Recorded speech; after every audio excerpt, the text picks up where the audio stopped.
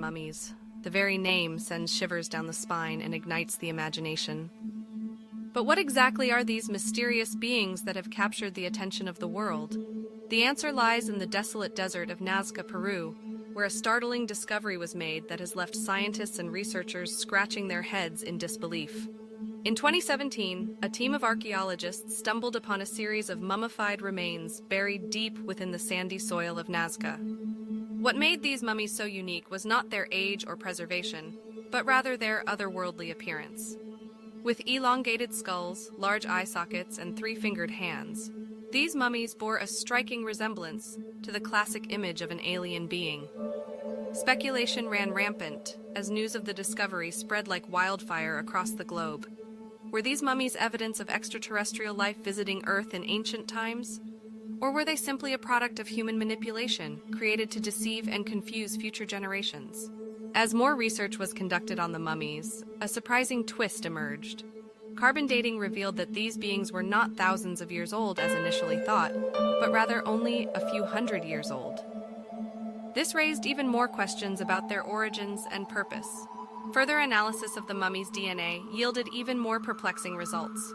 While the genetic makeup of the mummies was undeniably human, there were anomalies that could not be easily explained.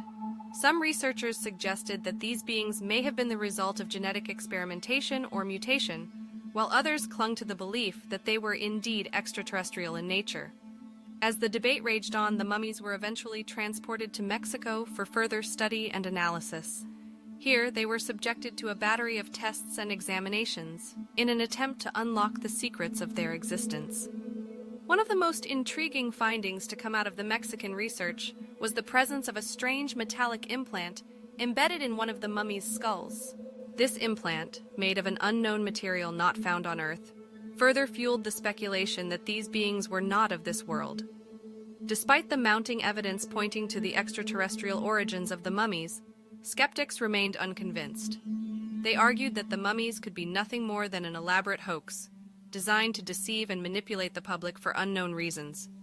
But for those who had seen the mummies up close, there was no denying the eerie sense of otherness that emanated from them.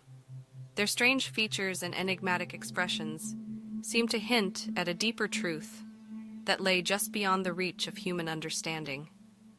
As the world waited with bated breath for more information to emerge, one thing was certain. The discovery of the Nazca alien mummies had opened a door to a realm of possibilities that few had dared to imagine. Whether they were extraterrestrial beings, genetic anomalies, or something else entirely, one thing was clear. The truth was out there, waiting to be uncovered. And until that truth was revealed, the mystery of the alien mummies would continue to captivate and intrigue all who dared to delve into its enigmatic depths. We speak with researcher and musician Will Gallison, who has inside knowledge of the mummies and his own theories about what they are. Okay, well, I'm friendly with Thierry Jamin, and Thierry is a person who's not mentioned as often as he should be in this case.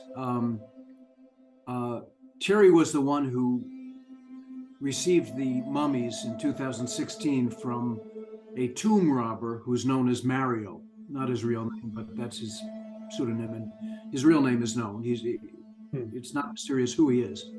And the only reason I suppose he's not in jail is that there's corruption in the Peruvian ministry, and so there's a kind of some kind of working relationship between the Haqueros, which are the tomb robbers, and the Ministry of Culture, I would say.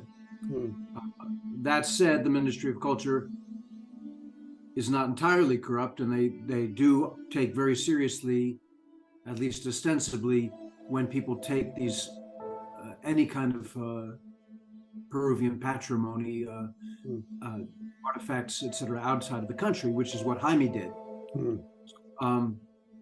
Thierry was very surprised and quite upset about the Jaime's press conference. A little bit more about Thierry. He's an archaeologist who lived in, he's French, but he's lived in Peru for over 20 years, something 25 years. Wonderful person, a very good friend of mine. And I trust him 1,000%. So any intimation that I've, seen, and there's plenty in the press, that Thierry is part of a plan to foist Yeah. a phony mummies on us. It's certainly not him. I know that because I've spent many hours discussing this with him. Now, the big question, of course, is: are these things real? In the sense, what do we mean by real? And if they're not real, there are other important questions, because these things are clearly, if they're not alien mummies themselves, they certainly seem to represent something that is non-human. Sure. So if they're not real, when I say real, I mean like a hoax, you mean? I'm sorry? They're not a hoax. Well, not a hoax. Well, that's another question. Yeah, I mean, they could be not real and a hoax, or they could be not real and not a hoax also.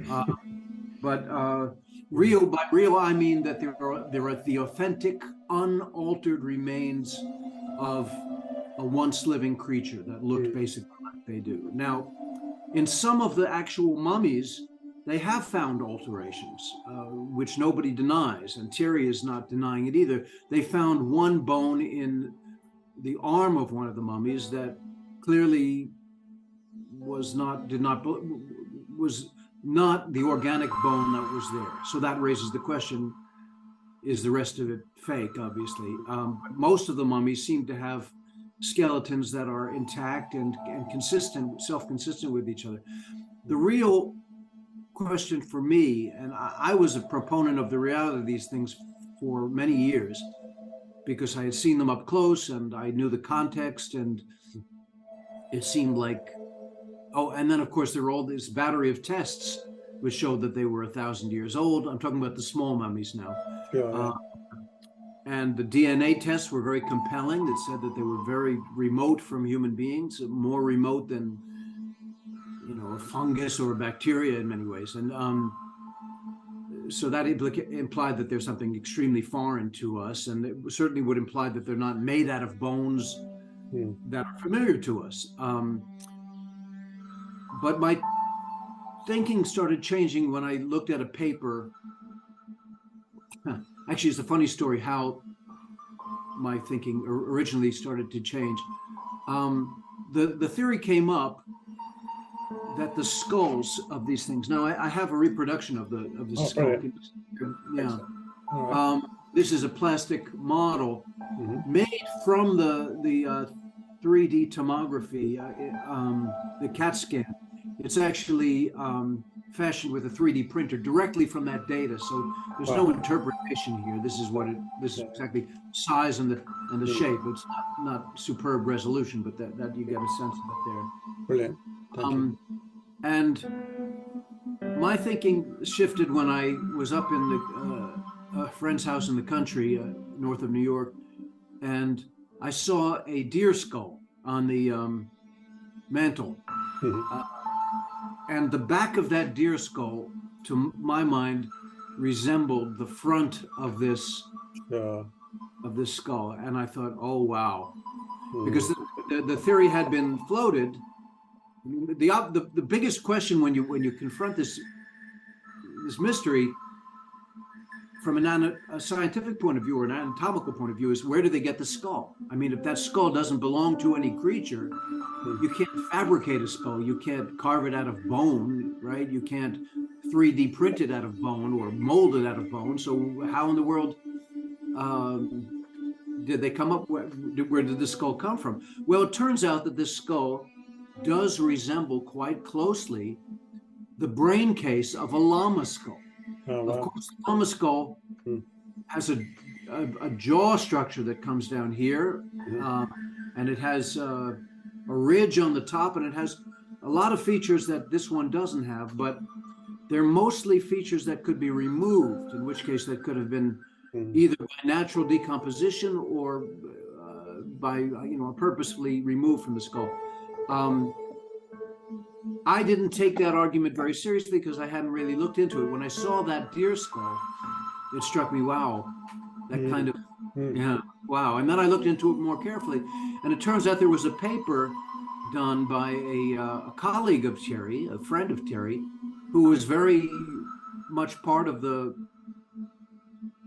the effort to prove that, or not to prove that they were real, but was part of the original group of people who were saying that these could be actual mummies. And he was very on board with the idea that they were.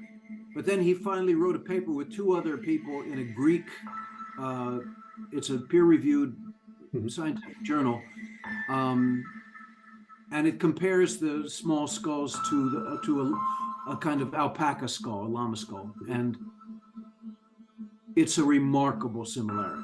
And the conclusion of this paper is that in fact these skulls are fashioned from a llama skull. Now, I asked Terry about that. I said, the scientist, Jose de la Cruz, who was involved with the paper, I said to him, well, Jose seems to be saying that they are not real, or that they are made from llama skulls.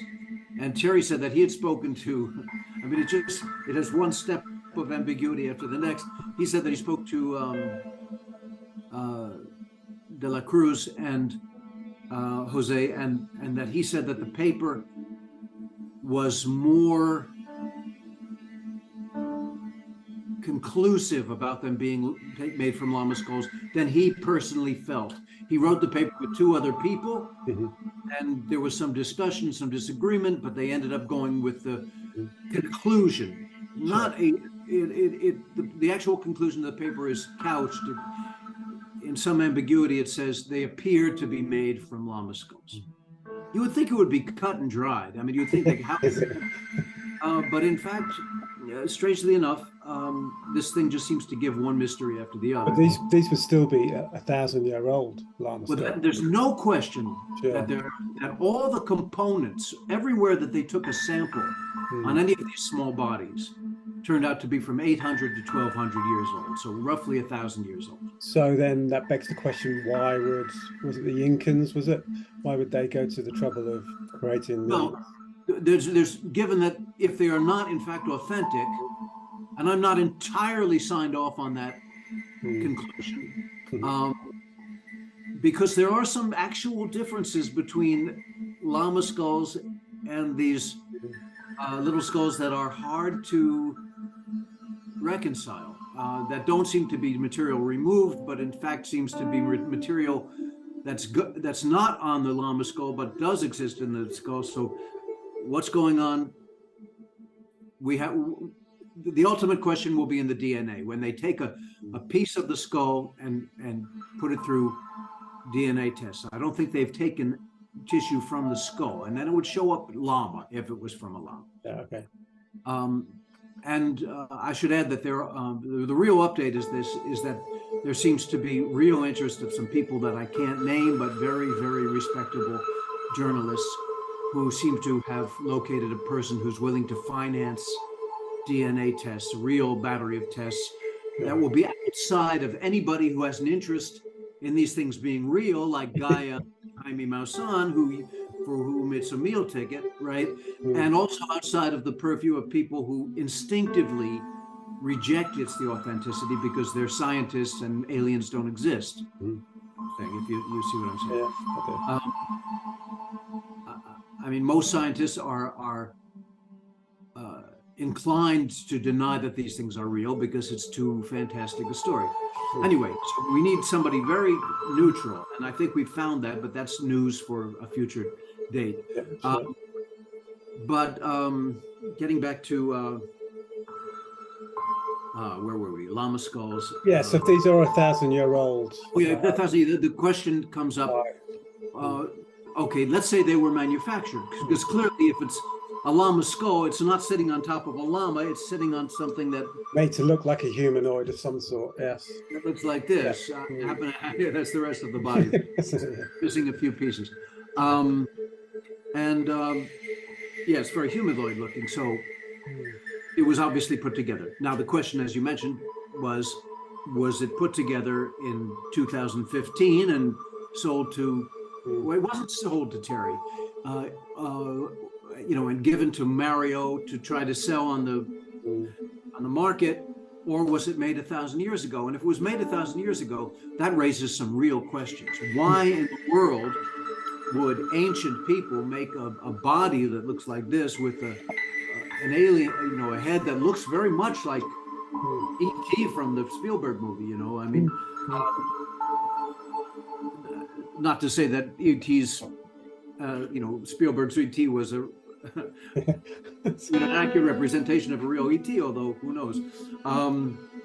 But I think anyone in this era looking at these things would say so it's a mystery. I mean, if they did, then the question is, why did they do it? And who was it? Was it the Incans? Was it some other culture living alongside? I mean, it was basically an Incan culture 800,000 years ago.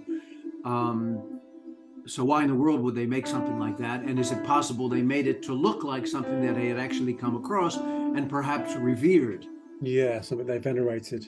A kind of a totem of some kind, a kind of a, in the same way that we have idols. I mean, even in the Catholic Church, we have statues of saints, and they're not the real saints, but we made things to look like saints so we could venerate them, right? Yeah, absolutely.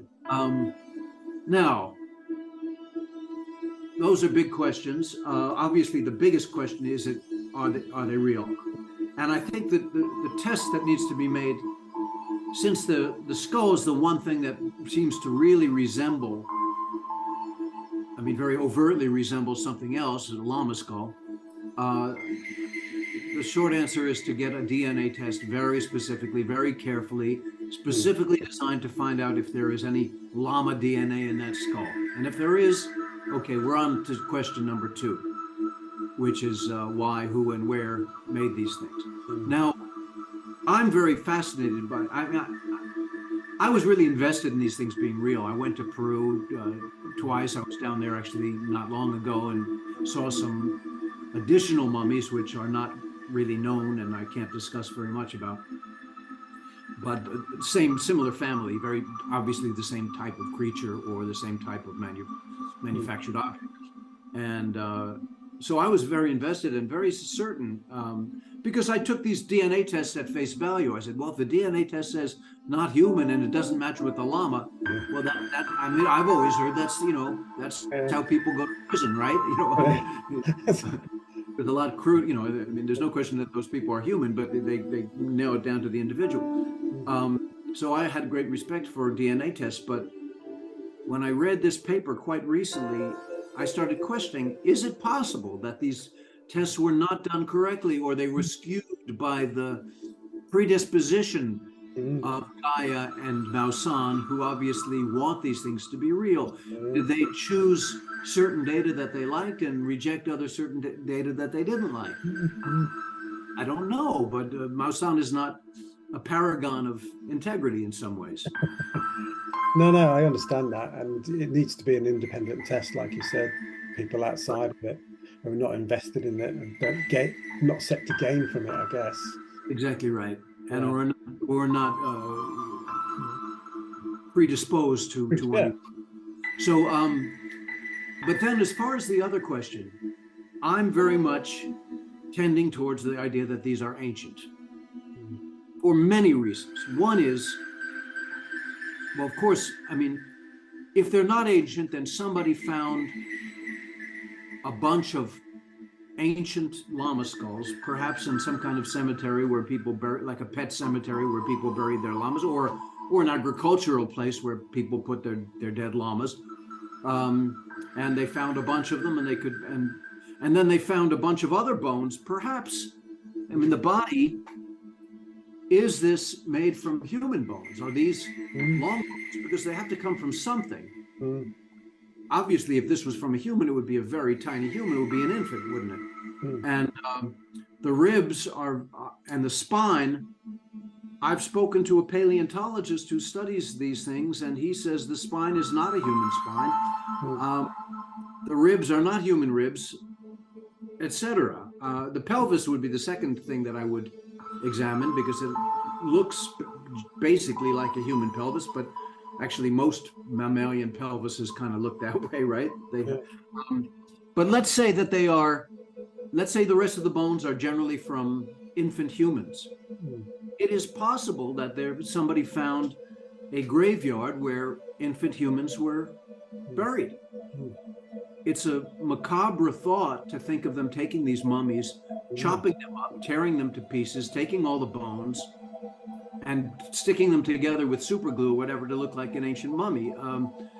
And then you have to wonder, what were these things covered with? I mean, the skin was tested, and the skin seemed to be 1,000 years old. So how do you manipulate skin to wrap around ribs like that and spine like that? I mean, I don't think the best upholsterer in the world could manage that without any signs of gaps or sutures or stitching or But again, because of the llama story, and I would like to revisit all the tests, and I think it's super important that they do.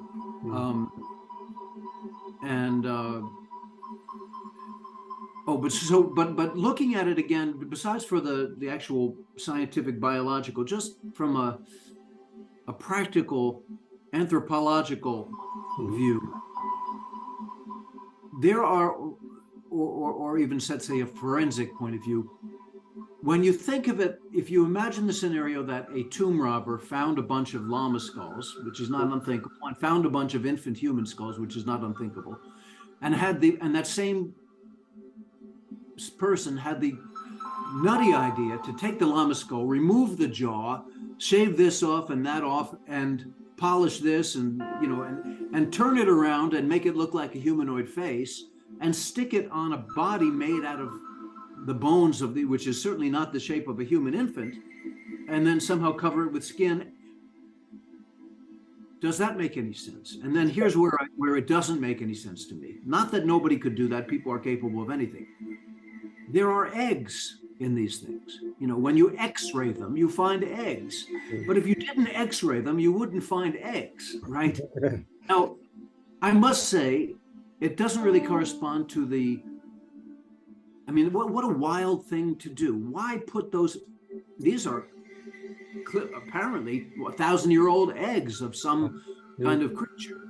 They look like reptilian eggs. They're more ovoid than ovoid is a word that means egg shape, but they're more tack looking than a bird egg. We haven't been able to find out because nobody's gone in there and actually done a DNA test from the egg itself. But this is actually a model based on one of the pregnant ones, presumably, and you can see the bump there. That there were 3 eggs in there, and one egg which seemed to be in formation, which was about a millimeter, maybe 2 or 3 millimeters in size.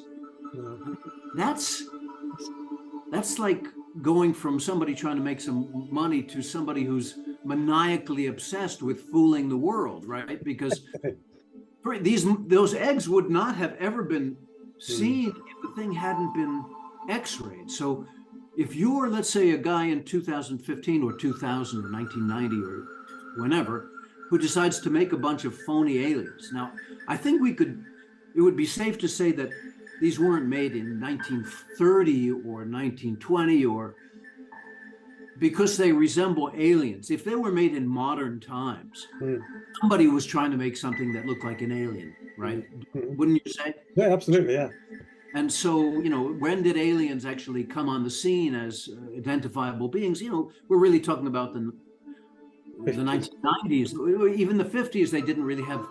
They just had conjecture. But the idea of the little gray is like Barney Gray. Maybe the 60s possibly started to be. Whitley Strieber, had that image. Betty and Barney Hill, maybe, yeah. Well, Betty and Barney Hill, but they described human-sized beings. Okay, right, yeah. They were not little 2-foot things, but certainly that many people reported seeing small creatures in the past. Anyway, that aside, let's just get back to this, the conjecture that these are made by people. So they put in these eggs before somehow sealing this thing up with skin. They suspend the eggs in the inside of this, so they could only be seen by an X-ray. Now, if you're trying to sell these to gullible tourists, like you would sell fake Colombian pottery or something like that, are you going to go through that trouble? And the only reason you would go that trouble is you would think, well, these people are going to x-ray the thing, and then they'll see the eggs and they'll say, oh, well, it must be real because of the eggs. If they x-ray it, they'll also see that there's a bone in there that doesn't correspond to a real bone. Not this particular one. You understand? Yeah, I understand. Just a quick one. What about possible CIA making them to try and divert people? Discredit the whole UFO movement. I think it's too far-fetched. Yeah. Okay, no, I do too. I'm just asking you. I really do. I mean, I don't think the CIA even engages in such artisanal, I've never heard of the CIA, forging a Da Vinci or something to break up a spy, whatever. Right. I don't know. I just, no, that it's, I guess that's something one could think, but there's nothing about this case that shows this. And of course, the bigger mummies that were associated with the little ones, the Maria, and there are other big mummies. I have seen one. So Maria was not a one-off. Those are very humanoid looking, although if based on the skull shape, if you saw Maria walking down the street, you would look again, because she's not a normal looking human being, certainly not a normal looking Indian human being. She has a tiny nose and a huge jaw and a lot of other things that make her head is bigger than any human head. But those are, no question, those are human bodies. And I don't think the CIA is making three-fingered human. Anyway, I wouldn't go too far with that. But the fact that these were found, okay, I'm saying found, that they were presented to Thierry. Even the fact that they were presented by the tomb robber, he didn't say, Thierry, do you want to buy these for $50,000 each because they're aliens, or 10,000 or whatever. He said, Thierry, you're more involved with scientists than I am. I'm just a mafia, a tomb robber living in a tiny little town in the desert of Peru. I don't have access to scientists. You do. Would you please look at these and tell me if they're real or what they are? Actually, it was just, what are they? What are these? Do they represent, Now, would you do that if you were trying to pull off a hoax? No. It doesn't make any sense, does it? He didn't sell them to Thierry. Thierry didn't pay him for the privilege of looking at them. He was asking Thierry a favor, and he gave them all these things at great risk to himself because they're very illegal. And Thierry took them on at risk to himself because they're illegal. They're illegal, not necessarily because they're aliens or because they're even human, but because they are potentially either relics is a funny word, specimens, biological specimens of humans, possibly, right? Or they are constructions by people, pre-Columbian people. And all pre-Columbian artifacts, whether it's a bowl or a fake mummy, are protected by Peruvian law, and nobody is allowed to own them. They're only allowed to be put in a museum or a university. Yeah, which is fair enough. If you don't mind me, while I'm on this attack, I think it's really important. I've thought about it a lot. What are some of the other clues that this is not made recently? Let's say in the last 30, 40 years. There were metal parts. Strangely enough, when they took this model from the CT scan, I don't know if you can see that, but this represents a metal plate. It came out very messy. Everything else is very true to form on this model, which is a 3D print. But this bit that represents the breastplate on Josephina came out a complete mess. It doesn't look anything like the original artifact. It was conjectured that maybe something about that metal piece confounded the CT scan in some way. That would be very mysterious in itself, but they should do it again and find out if it happens again. Or maybe it's just a screw up in the data, but the data didn't screw up anywhere else, so it's a bit of a mystery. But those metal, what I call them accoutrements, the breastplate on Josephine, you find them on, full disclosure, or not quite full disclosure, but I have seen a bunch of these other mummies. And on these other mummies that I saw, there were lots of those things. I mean, lots. Like one mummy could have 5 or 6 or 8 of these metal pieces on them. They are not structural. They're not keeping the thing together. And they've been analyzed, and I think this is pretty dependable. I think the carbon dating is dependable because it was done by a bunch of different, none of them knew what the other were doing. They didn't know what they were testing, and they came up with the same age within several hundred years. The metallurgy on these metal parts show that it's made of an alloy which was used by the Incans. Now, you can't carbon date metal because there's no carbon in it, I mean, in terms of biological carbon. But you can tell exactly what the metals are with the I can't say that word, you know the word I mean, spectroscopy.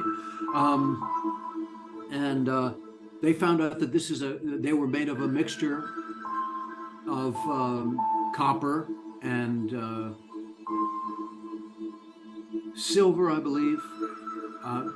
Some of the art were made of copper, gold, and silver, which was also a very common metal alloy that they used back then. Those were more on those big hands, those discs, and several other places. But I believe these were made of copper and I'm forgetting, maybe tin, like that's how they make bronze, but a few different metals that were mixed together in a certain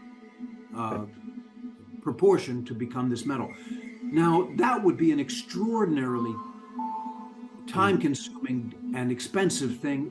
So that would mean that this forger in 1980 or 2015 would be taking presumably valuable Incan relics made of metal, melting them down or beating them in the shape of, I mean, why would they do that?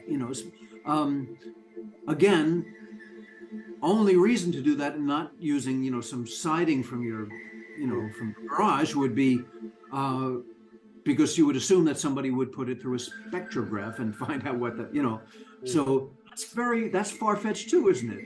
That is. It gets weirder than that. Okay. On this breastplate of Josephine, they found with this spectrograph a presence of osmium. Osmium, if you don't know what that is, you're not alone. My brother's a physicist. He didn't know what it is. It's the heaviest element on the periodic table. It's twice as heavy as lead. Okay. It's heavier than uranium. It's the heaviest metal.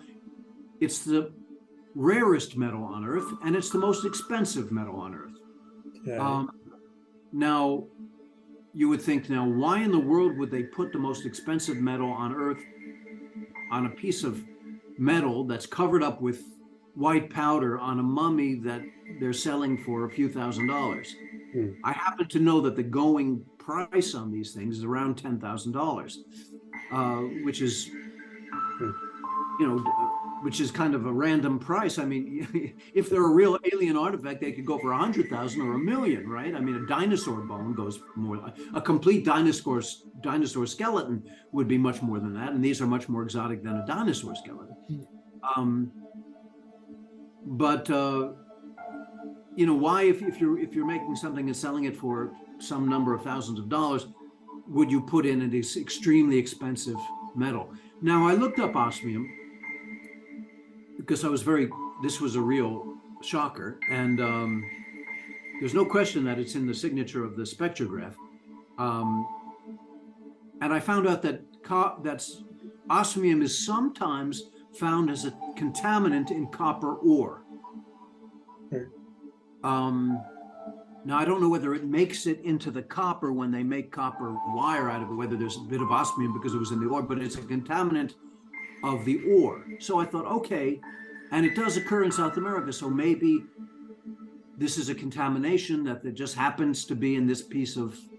But I asked Terry about it, and he said, William, they found points of osmium, pure osmium, in a symmetrical pattern on this thing. Now that, you could buy about a pinhead's worth of osmium for a couple $100 on the internet.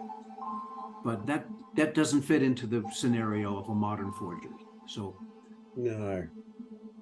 Okay. So there you go. Well, wouldn't that possibly point to possible extraterrestrial origin if maybe it's common elsewhere in the universe? Well, it's not like there's a lot of it in these things, and it was only found in one of these. Okay. And I would imagine osmium, like gold, is one of those metals. It's actually in the platinum group, and you know that metals, heavy metals like I don't know if it's called a heavy metal, but metals like gold and platinum are formed from supernovas. Yeah, so they are inherently not common on planets. There is apparently an asteroid they've discovered that's made out of solid gold and platinum stuff, but that's a very particular. I mean, that's a nugget in space, but I don't think it's. Yeah, I don't think we can assume that it's from another planet. No, because of the osmium. What would make it from another planet if there were any isotopes of these minerals or metals that were foreign? And as far as I know, I don't know that there have been tests of the isotopes.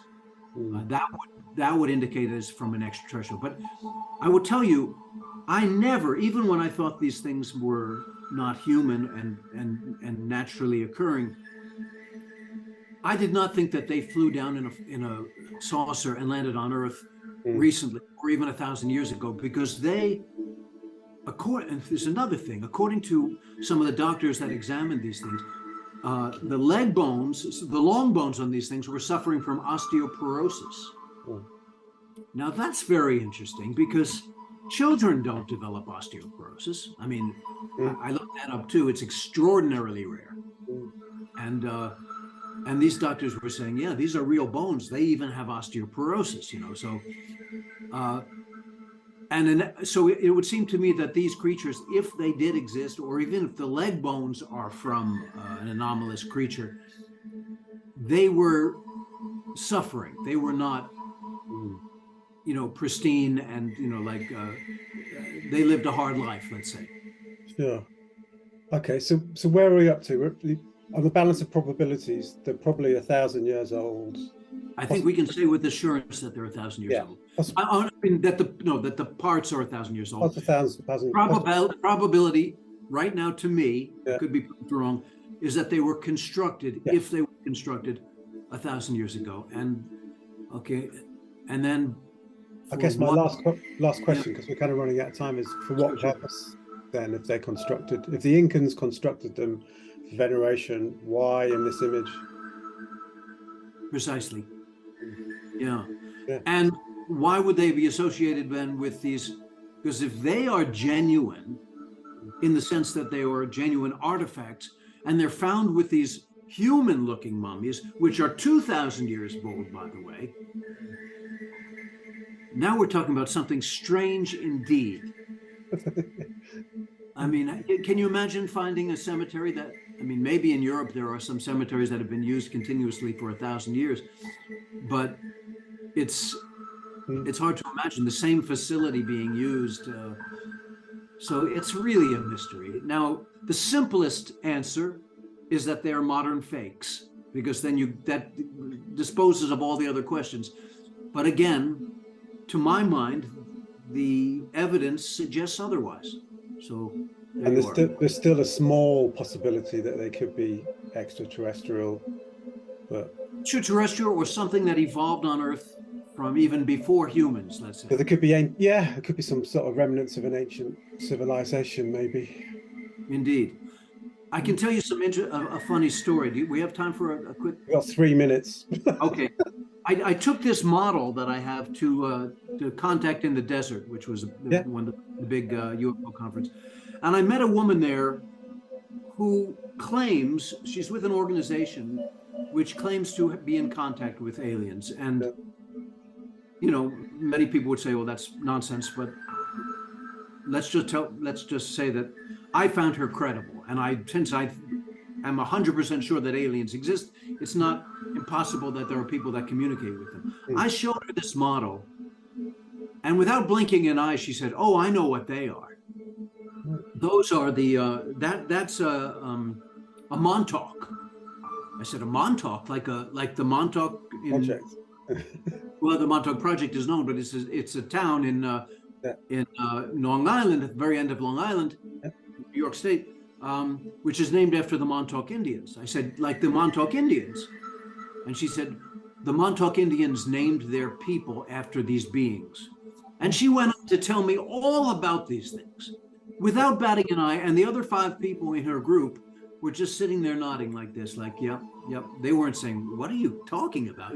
So either she was a really fantastic liar who was just spinning shit out of her mind, or maybe she knows something. But, again, I love this. I used to think, well, if they turn out to be fake, I'm going to feel ripped off and disappointed. But it's just a wonderful mystery. So I hope your listeners enjoy it as much as I do. Yeah. The discovery of the Nazca alien mummies has sent shockwaves throughout the scientific community and the world at large. For years, humans have wondered if we are truly alone in the universe, and this finding has only added fuel to the fire of that debate. The mummies, with their elongated skulls and strange otherworldly features, have sparked intense curiosity and speculation. Are they evidence of extraterrestrial life visiting Earth in ancient times? Or are they simply a hoax designed to deceive and mislead? Regardless of the answer, the implications of the Nazca alien mummies are profound. If they are indeed extraterrestrial in nature, it would mean that we are not alone in the universe. It would mean that there are other intelligent beings out there, perhaps even more advanced than us. This raises a multitude of questions. How would contact with extraterrestrial life impact our society and our way of life? Would it bring about a new era of cooperation and understanding, or would it lead to conflict and chaos? The discovery of the Nazca alien mummies also challenges our understanding of history and our place in the universe. If these mummies are indeed evidence of ancient extraterrestrial visitation, it would mean that our history is far more complex and mysterious than we ever imagined. It would mean that our ancestors may have had contact with beings from other worlds, and that our evolution and development as a species may have been influenced by forces beyond our understanding. But even if the Nazca alien mummies are ultimately proven to be a hoax, their impact on humanity will still be significant. They have forced us to confront our beliefs and assumptions about the universe and our place in it. They have reminded us that we are just one small planet in a vast and mysterious cosmos, and that there is still so much we do not know or understand. The discovery of the Nazca alien mummies has sparked a renewed interest in the search for extraterrestrial life. Scientists and researchers around the world are now more determined than ever to find evidence of life beyond Earth. They are scouring the skies with powerful telescopes, searching for signs of alien civilizations. They are sending probes and rovers to other planets and moons looking for any trace of life. And they are listening for signals from distant stars, hoping to hear the faint whisper of another intelligent species trying to make contact. The discovery of the Nazca alien mummies has also reignited the debate about the existence of UFOs and the possibility of alien visitation. People around the world are reporting sightings of strange lights in the sky and mysterious objects moving at incredible speeds. Some believe that these sightings are evidence of extraterrestrial spacecraft visiting Earth, while others dismiss them as natural phenomena or hoaxes. But regardless of the truth behind these sightings, they serve as a reminder that the universe is vast and full of mysteries, and that we may not be alone in it. In the end, the discovery of the Nazca alien mummies forces us to confront our own place in the universe. It challenges us to think beyond our own narrow perspectives and consider the possibility of life beyond Earth. It reminds us that we are just one small species on a tiny planet in a vast and incomprehensible cosmos. And it urges us to continue searching, exploring, and seeking answers to the age-old question, are we alone?